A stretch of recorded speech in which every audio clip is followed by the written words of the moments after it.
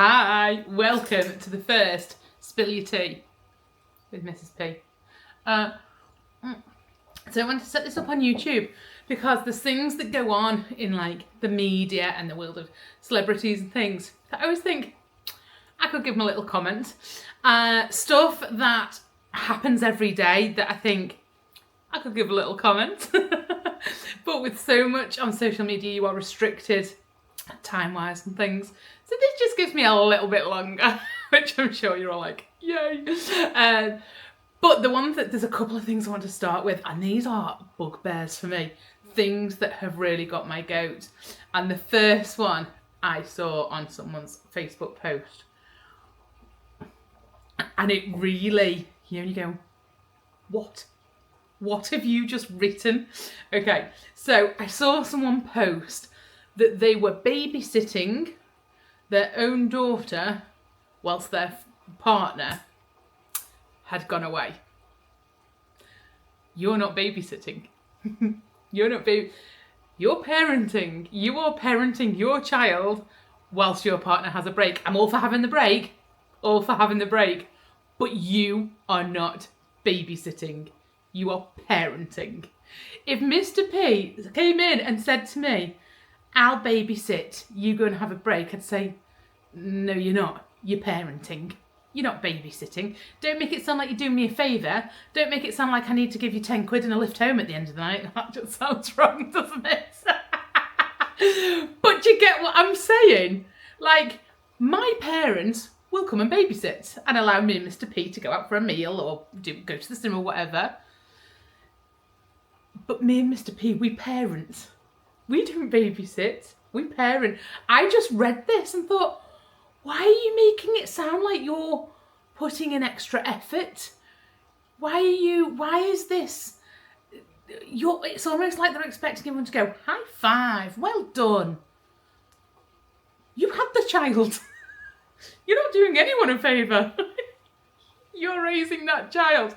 That really annoys me. Parents who say they're babysitting their own children. No.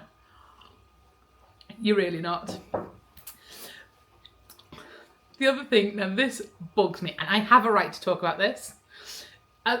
Disabled spaces. Now, I am not disabled. Mr. P is, and he is an owner of a blue badge. Okay, so if I'm taking him out and he needs to go to Tesco's, whatever, we park in the disabled bay and he uses his badges. That's fine. If I'm out, and if I've got one of the kids with me, well, one of the little ones, if I've got one of the big ones, I won't park in parent and child. But if I've got one of the little ones, I will, because yes, it is easier, and yes, especially with Busy, because she's a runner. And if you've got a runner, you know exactly what I mean. If you've got a runner in a car park, it's not good. I would never park in the disabled bay if I didn't have Mr. P with me and we didn't have his badges. We've been out before and forgotten his badges, and we've not used the disabled bays. The amount of elderly people who park in parent and child. What are you doing? Where's your child? Why are you parked it? But if me and Busy went and parked in a disabled bay, and this, I've actually had this once with Mr. P. We pulled into the disabled bay and we were getting out of the car and a woman came over and she went, you don't look very disabled. And she was getting in the car next to me. She had her blue badge. And I said, oh, I'm not. My partner is. And we got the badges out. And she was a bit, but she got in the car and off she went. Because we had our badges.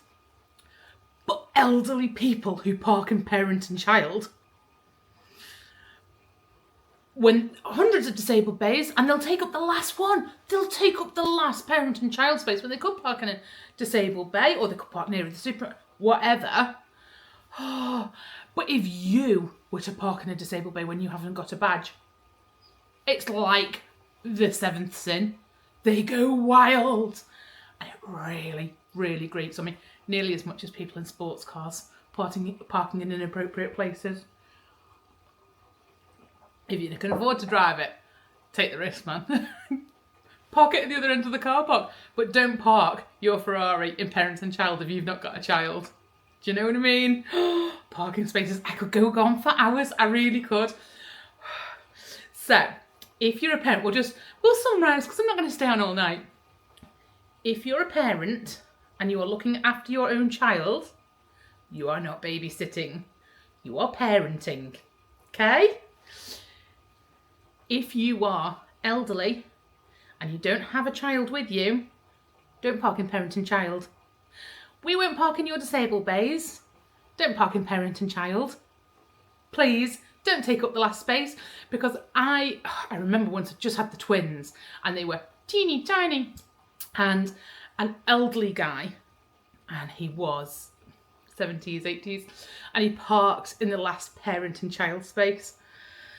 And I had to get both the car seats out of the car on my own, and it was lashing down, like lashing down. And the babies were crying, and I was like, I just need to go into Tesco's, I had to get some formula, and I was like, oh my God, this is a nightmare. And I was struggling to then get them into the trolley. I was soaked, they were wet, I was like, oh. And he came over. Now, he'd just taken the last parent and child space, the one nearest the store where I wouldn't have got soaked. And he came over and he said, if you can't look after them properly, you shouldn't have them. But I'm still here to live the tale. And so is he. But only by the grace of God, I have to say. So there you go. There's my little rant. I hope you've enjoyed it, and I'll hope you come back to see next week or tomorrow or however soon something gets my goat. I hope you come and join me and spill the tea with Mrs. B. See you later.